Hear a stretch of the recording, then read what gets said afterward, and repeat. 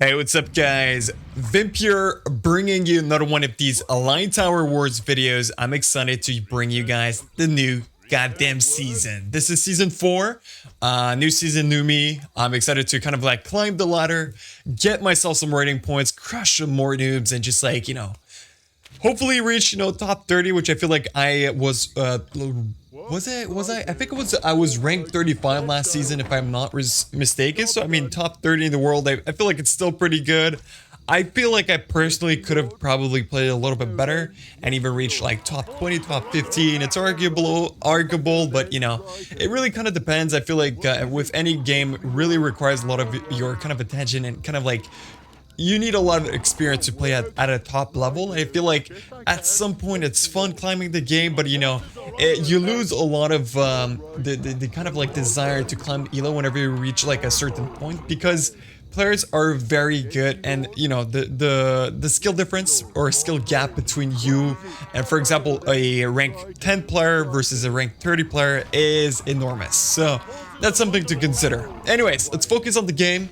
We are playing again the new kind of new season, so I'm excited to see how this one is going to play out. We're playing versus Nicholas, which is one of Zoom's viewers at the moment. He's a very good Line Tower Wars player. I used to be able to beat him consistently, but now he's been proven to be a very tough opponent, so I'm excited to see how this one is going to play out.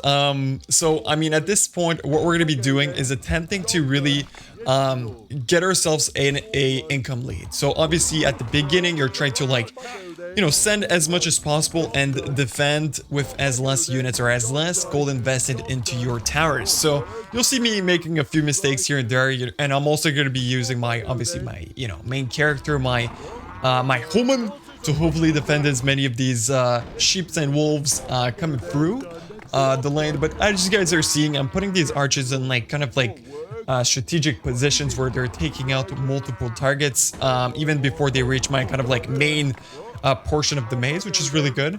And the sooner you get the gold, the more you can invest it into income and all that good stuff. So that's also a pro tip for you guys. But yeah, I mean, at this point, it's pretty straightforward. We're just going to be going for the lowest units that we can. So the lowest sends that you can, and get us, cap our food supply, essentially. The more units we send, the more income we get as well. But obviously at some point you can't even use all that gold, right? So you're gonna be forced to send higher tier units. So yeah, I mean, sending patterns don't really matter early on. It's just like you building income, kind of like structuring your current maze pretty much. So at this point, the meta is pretty straightforward. It's still the same, guys. I'm still doing the same maze. I have some adjustments that I will be discussing a little bit later. But the meta has shifted slightly. For example, there's no more invisible units, which might come to a surprise to you guys. But yeah, there's no more invisible units. A lot of these elementals some of them have been nerfed, some of them have been buffed. So I'll be discussing a few of them throughout the videos for you guys to give a little bit more idea. But the meteor and the lightning, or how people call them, is meteor and volt. It's because it's their last tier of evolution, and that's the kind of like strategy name, right? So it's still a viable strategy to go for the one that I usually go for. So meteor, attractor, and volt, which are obviously very strong, just very consistent elements that you could go for. So obviously meteor dealing a lot with ground units, since it does like an absurd amount of like spell damage in like a small radius, but they take damage over time, as you see from the kind of fire pit that I put down. So yeah, they take damage over time, spell damage, which is really good against many of these armor types. They take significant more amount of damage. But as we, move into the later stages of the game, they start taking less damage. It depends on the kind of, if you are dealing with like fortified armor or hero armor, where they take significant less amount of like pierce damage. But yeah, not pierce damage, spell damage, sorry. But yeah, that's pretty much it, guys. So again, it's all about building income, kind of like structuring your maze from the get-go, right? So I'm pretty much like, even though like most of these archers don't do that much damage, I'm still building a maze. So what I want to do is increase the downtime in my maze. The longer these units spend in my maze, while I invest as less as possible in these units, the better it is for me, right? So I'm basically greeting it out. As you guys know, I'm just greeting it out as much as possible, spending as less as possible on my maze or on my defenses, or kind of like the value of my maze, right? So as you see, like Pink, this guy is literally investing in so many of these elemental towers, right? What that means, it's all about, you know, momentum, right? This guy, since I'm sending a lot of units, he is investing a lot into elementals just to try to defend those like insane sends. And since he's investing a lot into those elementals, he's not sending enough. So I have literally double his income at this point, right? So he clearly isn't, you know, a strong player, but he's still like, he's holding a lot. So we'll see how it goes rotating into late game. So I did decide to go for like a big air send. And that obviously, you know, usually steals quite a few lives because people are not, you know, prepared for it. Especially this guy went for a lot of, you know, fire pits. So fire pits are not the strongest versus air, but, you know, he doesn't seem to have leaked too many. So, I mean, as long as I'm building a few lives early and I'm like stealing a few, I feel like I'm fine. And I obviously do not want to, you know, lose any. So yeah, at this point, we're just like finishing up our maze, and obviously the structures of our maze are pretty much all the squares are optimally utilized at this point, which is fantastic. AWOL, our kind of opponent that we're sending to, is starting to lose a few lives, and he's starting to get in a kind of like at a critical point. So I feel like at this point, he's going to be starting to like send units desperately, where he's really trying to still get lives back, because he's going to be out of the game very shortly because just of the economical kind of like difference between me and him, which is, you know, is very apparent when you think about it, right? The fact that I have so much more income than him, he's gonna get like trolls at this point, which are gonna be like super fast and very difficult to deal with. So basically, you know, sending patterns, as you guys know, it's very important to send kind of like auras as you're sending very good high tier units.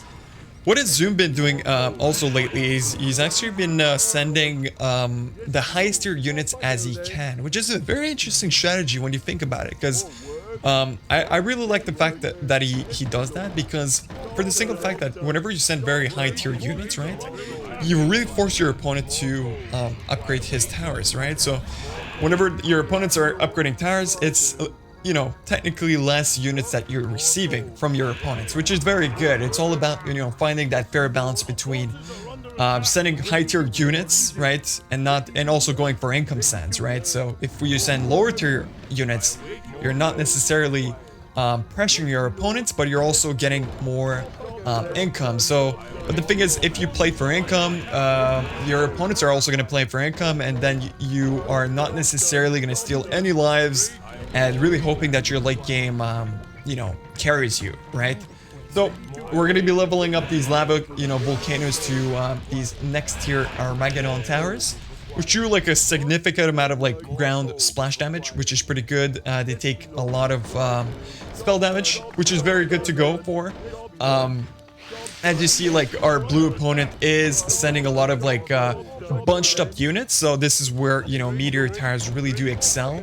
A big part of this game is really understanding like the sending patterns of your opponents. In this case, I understand that my, you know, opponent is sending knights and these specters, which, you know, they're all bunched up. So I feel like me just leveling up a few of these Armageddon towers is going to be enough to deal with all of these bunched up units, no problem, right? I see that this guy's playing for income, right? So I know how to defend versus this. I literally just have to upgrade a few of these, you know, towers, and that's pretty much it, because they do enough damage, or splash damage, right, to deal with those. So at this point, I'm pretty much starting to switch all my archer towers for elemental towers. It's very important for you to not be too greedy, right, and not wait for the last minute to do them. Kind of doing them systematically, I feel like, is a pretty good habit. You know what I mean? So if you wait too long, at some point you're gonna start getting overwhelmed, especially if, you know, for example, blue is not, you know, let's say blue is not the best player in the game, and I start getting sends from, you know, green, which is Nicholas. I'm gonna be in trouble, right? I'm gonna be in trouble. So I feel like you have to, it's a good habit to kind of prepare your maze from the beginning, right? At least get your elemental towers so you could swap them or like kind of upgrade them very fast. So it's just a very good habit. So now we're going to be getting a lot of trolls, so those trolls are very difficult. They have light armor, so usually some good pierce towers in the back deal with them quite fine. I'm also getting a few more 4K towers because I'm seeing also dragon spawns from Nicholas, so it's starting to get a little bit dicey, right? So I'm kind of scared at this point. I'm like, okay, I have to kind of invest a little bit more into my my maze, right? Because we're getting a lot of units. We're getting a lot of units, especially we know that we're getting, you know, sense from Nicholas, so that's not too good. So it's up to me to really get some upgrades here, and hopefully with that extra last tier or before last tier Armageddon Tower, which is the 10k tower, is usually pretty good versus dragon spawns. It really kind of depends. I feel like if you have a few elementals on top of your 10k tower, it usually helps quite a bit. But yeah, I feel like, you know, Pink is defending pretty well when you think about it, right? He's defending very well, so I'm gonna start sending these like turtles and what are they called? Void spawns, I think they're called, or just the faceless voids. Essentially them, both of those towers or units sent have good auras, so one of them has endurance and the other one has devotion. So hopefully a good combo like that with some banshees and wyverns is going to eliminate the guy, because I need to take this guy out and I want to pressure Nicholas as soon as possible. So yeah, lava spawns are coming in, voids walkers, so now it's pretty much the time where I have to get either a 30k tower, a volt, just to slow units down.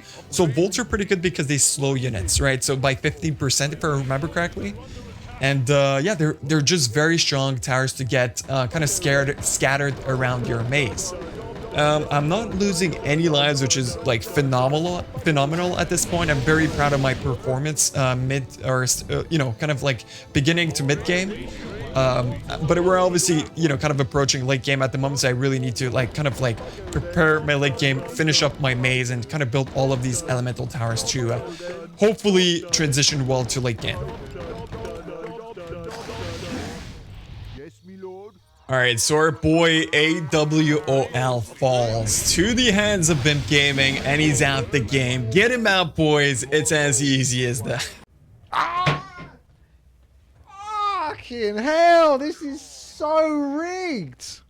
Minus 22 elo. Feels bad, man. But, you know, to be honest, I feel like the guy played fine. It's just a little bit of kind of like mismanagement on his maze, and I don't know, it's just kind of weird. He really has to do like significant improvements to his maze, because I feel like it's way too kind of like a unidimensional. There's not too many like complex. It's not very complex. There's not too much like different elements that combine well with each other, right? It was kind of like a very straightforward maze, like the type of maze you make whenever you're really starting off. So I feel like you might be like a kind of a newer player. But as you guys are noticing, a lot of these players, like even yellow and red, fall right after him just because they weren't expecting. Because don't forget, Pink was sending to yellow and red. He was probably not sending much because his income was absolutely like awful. Like disgustingly low, you know what I mean? So I mean, at this point, like yellow and red were both getting sends from, you know, the player that is the most almost the highest income, or second highest income. So they will obviously fall very fast because they weren't expecting like this high tier units coming at them so quickly, right? So at this point we're getting Infernals. Infernals are really good sends because they're kind of like very tanky. They take significant less amount of damage from, you know, spells, and that's why you see them like all of them, like most of them, like going through. So to counter them, usually you want to go for fire discs, because fire disc, I think every time these Infernals walk through fire discs, they take a percentage of max HP. So that's usually the way to go to counter fire. Or you probably want to get some slow too. I feel like getting slow is also a good counter, or, you know, volts. There's a lot of ways to deal with Infernals, but, you know, the thing is, like with Infernals, they kind of like they ruin your income a little bit because they're good to steal lives, but they're not really good for income. So that's why I will be catching up Nicholas, I think, back in income, which is very good for me. But at the same time, I'm literally not, I don't care too much about like losing a few lives to Nicholas, you know, by him like sacrificing a little bit of income. But now we're getting Crypt Fiends, so, you know, approaching tier 3. I forgot to mention, but we do have some new units. You know, for example, Ogre Magi's, which are kind of like the buffed up Kobolds, which are pretty good. They give like regeneration, if I remember correctly, to nearby units. We also have like what are they called? The Kodos. Yeah, the Kodos, and they have like decapitation aura. Which is pretty strong. I feel like I really do enjoy like the new sense. The only thing is like there's new barracks and like there's new hotkeys, and yeah, it kind of like it's weird to get used to. It takes a little bit of time to get used to it because you know, the sending patterns kind of like obviously shift, or like obviously are very different. So we did eliminate the last player, so it's just pretty much up to me and him at this point. So it's a 1v1, me and Nicholas, two of the, you know, top 30 players. It's gonna be a good matchup for sure. I'm excited to see how this one plays out. So he starts by sending, you know, Spirit Walkers. Yeah, so I did check their trait. Okay, it seems pretty strong actually when you think about it. So Spirit Walkers, the way they work is that every time you have a Spirit Walker and they like reach their maximum amount of mana pool, they actually increase the armor of nearby units within 500 radius up to like 20 armor. If I remember correctly, it's capped at 20 armor. So I feel like it's a pretty good unit to send. And those like last tier sending patterns just to increase armor with time, especially whenever you have like trained protectors that do reduce armor every time they hit. So I feel like Spirit Walkers are very difficult to deal with, especially if they reach like the end portion of the armies, just because they like have an absurd amount of like armor. So it's a pretty much like waste of time to just try to deal with them. So at the moment, I'm trying to be as greedy as possible. As you guys are noticing, I'm not getting too many like tech upgrades, so I really want to like, I'm sacrificing a few lives just to stay ahead in income. But the problem with that is obviously, you know, lives do matter late game. So I'm gonna have to tech up shortly. I feel like I did go for a different tech pattern. Instead of actually going for lightning straight away, I actually opted to go for the monstrosities. So monstrosities are pretty good because whenever you get them, they slow nearby units. The more time they are within their radius, the more slow they get applied, essentially, right? So that's why you see me scattering them in like kind of like optimal points in the maze. So they're pretty good. I feel like they're decent, you know. It's a decent kind of like tech pattern to go early. I don't know if it's the best or the most optimal. I just like getting slow. I feel like it's a very good just get slow early. Now we're going to be rotating to lightning. Lightning does percentage HP damage over time, which is obviously very good versus air and ground. So it's an all-around very good tech to go for. That's why you see me go most of the time going for them. I'm even going to get them to 10k towers, which, you know, are going to be very good versus anything that is going to be sent towards me. So it's a big investment, but I feel like it's worth it. We're also going to be doing a line of Armageddon towers up front just to deal with like potential tanks and all that stuff. But yeah, we do have a lot of light towers in the back for obviously for mushrooms in case he sends like a bunch of, you know, air units, which I doubt he's going to do so because it's very easy to defend. But yeah, most of our towers are 10k by this point, which is, you know, a important point. We could also talk a little bit about the discs. As you guys are seeing, I'm pretty much like placing them down as soon as possible. So I did learn a few tricks. Yeah, and by the way, I just got cut off by these griffins. So I literally wasn't expecting a griffin send in case he sends like a bunch of, you know, air units, which I doubt he's gonna do so because it's very easy to defend. And he's still like an absurd. I feel like this point in the game was a very kind of like like a bad inflection point for me because he literally I started off with like the most amount of lives, and then he literally turned that around with like that griffin send. So it was very aggressive by him, and I feel like I should have paid attention a little bit more to that, and I feel like I wasn't ready for it, even though I did say it's easy to defend, but I should have paid it a little bit more attention. It's literally just me not having enough experience with the game. But yeah, he did like a big griffin send, then he rotates directly to abominations, which, as you guys are noticing, he's playing very well. He's doing a very good job. Like his sending patterns are like, I would say, are very good. He's going for, you know, Ogre Magi's, which are like the kobolds. He's going for Endurance Aura, also Abominations, and lower tier units just to keep his kind of like food supply as high as possible. So this guy knows what he's doing. This guy definitely knows what he's doing. I'm really liking, you know, kind of the learning experience I'm getting against him. So at this point, we're going to be going for Rift Weavers, I think they're called. The last year Armageddon Towers, which are the fire, kind of the splash towers. So essentially, you know, they do like an absurd amount of like splash damage. I think it's around like 1k splash damage. So spell damage, which is obviously absurd, right? But they have mana, right? So you have to like get those technologies, so those water technology discs, which increase mana regeneration of like nearby towers. So there's a few changes I really want to apply to my future games. So for example, getting a few more of those water discs around the middle portion of the maze, just because of I do rely on a lot on mana regeneration on most of those towers. So that's kind of a problem. So, you know, apart from that, guys, I feel like when I think about like my game and like if I've improved, I feel like I have improved significantly. I know like I'm still like ahead in income, even though like this guy has like so many more games. By the way, I played 10 games in total in the new season. So I'm still like, you know, a kind of like a old boomer where I'm still using the same methods. You know what I mean? I'm still the guy that uses emails. You know what I mean? Instead of like social media. So I need to do some, you know, some modifications to my kind of like build patterns and all that stuff, because there's still a lot to learn in this game, especially, you know, kind of like adapting to the new meta. So anyways, we are going to go for some Treant Protectors here, just to reduce a little bit of armor for my kind of like frontline units or kind of melee units that we're dealing with. So this cheeky guy obviously spots that, and he sends freaking what's it called? He sends freaking tanks right away, right? What a guy! Unbelievable! Like he's something for sure. And then I obviously have to upgrade, but I do have those Rift Weavers, so I feel like I'll be able to deal with them no problem.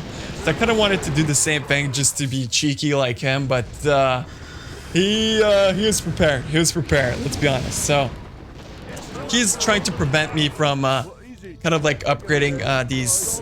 It's smart when you think about it, because he's preventing me from taking up. But you know, it's very easy to defend. I basically need 1 or 2 last tier ancient protectors, and I'll be quite fine. So it doesn't really matter.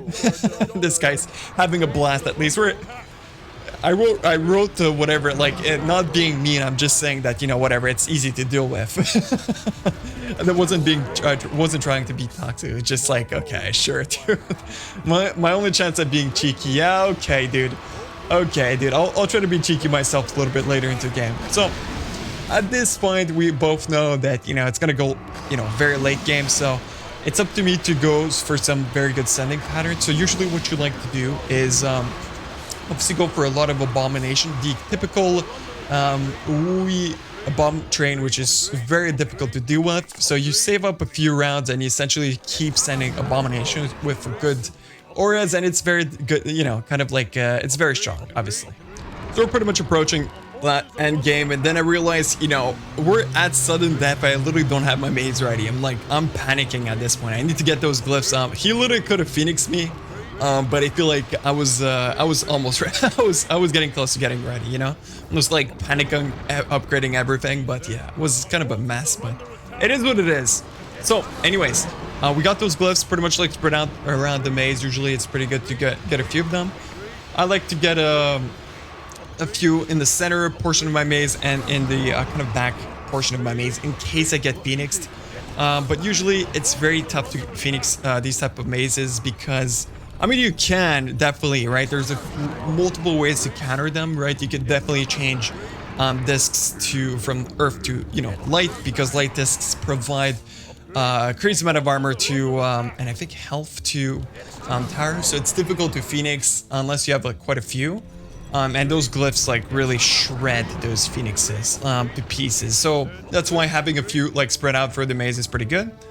So also those annihilation glyphs do reduce movement speed in nearby air units, so it's good versus frost worms too. So that's why you see me, you know, putting one in the back. Also like to go for a few hurricanes, just because they kind of purge targets, which is obviously pretty good versus frost worms. In this meta, guys, I forgot to mention that the problem with this meta at the moment is that the last tier units are very difficult. They're almost impossible to deal with, which is a kind of a big problem, because, you know, shredders are almost like unkillable frost worms either, because before you used to be able to like take them out pretty easily, but now like they buffed, like all of these units are buffed up, or either the tires are nerfed or the units are buffed. But yeah, it's very difficult to deal with, like for example shredder waves, as you guys will see in a bit. But at this point, like my maze is almost complete. I have like trait protectors scattered around the base to reduce armor. I am already sending like shredders with ogre magi's, abominations. I'm trying to steal a few lives. Like it's going well. I have a few more lives than my opponents, 30 more lives, so it's always very good. But now I'm seeing some shredders, so I'm starting to panic a little bit, right? I'm like, okay, what do I do? So basically, I have a very good anti-shredder kind of maze, but the problem is, again, it's not going to be enough necessarily, because you see he's sending them in like very different intervals. So like my splash damage from my rift weavers is not doing enough. So yeah, I did mess up there. I went for like armor reduction. So in the back here, I'm gonna go for more volts, just because they do significant more amount of damage to these what's it called, shredders, because of normal damage and then medium armor. So it's pretty good, but again, look at the amount of shredders are within my maze. I'm losing so many lives, even though at some point I'm at 50 more lives than this guy. He still manages to get a lot of lives back. So at this point, I get phoenixes. I'm like, okay, let's try something with phoenixes, because I need to like not lose this game, right? I really do not want to lose this game. So I felt like phoenixing here wasn't too bad of an idea, especially was focused on kind of doing whatever in his maze. So I'm trying to create like multiple entry points here, but he does have like multiple layered towers here, and I do not want to put my phoenixes over those orb keepers because they're going to be dealing a lot of damage. So at this point, I have so many goddamn titan bolts, and it's not even killing these shredders. This is how OP these shredders are. It doesn't even make sense. How does that even make sense that I have so many freaking what's it called, like titan bolts, and usually they're like optimal counters, but I guess I'm missing something. Maybe I need more treant protectors in the back to just reduce even more the armor. So I even sent an extra phoenix to just create that extra hole in the maze. But yeah, he has a lot of annihilation glyphs, so he's doing like a crazy amount of damage, right? Now I see these frost worms, and I have 30 lives. I'm like, okay, this is over. Like, I can't do anything here. It was down to the wire, and I had so many lives on this guy, but he somehow came back. And with this, I wasn't able to defend, guys. It's just too many frost worms. He had so much more, he had a decent amount more income, and he'd survive my onslaught of units with the phoenixes, but he took the win. Your boy Vimp doesn't always win, but I feel like we can learn a lot from kind of his maze placement. So let's kind of check out his maze placement for a second here. Yeah, so I think the most important note to self basically for this game is the fact that this guy's a little bit better structured maze. The reason being is because he has a lot more cutting corners. So the units cut a lot more corners, so essentially increasing the downtime within the maze. So I probably have a few more towers, but it doesn't change the fact that they spend less time in my maze. So I feel like increasing the downtime just in your maze makes all the towers worth more, basically. And he's also utilizing those water discs a little bit more than me, which mana regeneration for most of these towers is vital for them to be a little bit more effective. So I feel like it's up to me to kind of like choose the right towers to put in which spot a little bit better. He's also increasing his value of this dark discs by quite a bit. So essentially how dark discs work, the more, or the kind of like the more different unique towers that are surround that discs, the more attack damage they will receive. So I think it's capped at 40%, no, maybe less than 40%, but so the more unique towers that are kind of around that disc, the better it is. So that's why you see him having multiple different types of towers around those discs, which is, I feel like, very good optimization from him. So I feel like I'm definitely going to be taking that from him, and hopefully transitioning that into my kind of like next future game. So hopefully, you guys learned a few things or two about this game. If you guys want to see more of these kind of explanatory kind of videos, like overly explained, I should say, let me know down in the comments. Guys, I'm trying to innovate here. I'm trying to innovate, trying to do the different type of videos. Hopefully, you guys are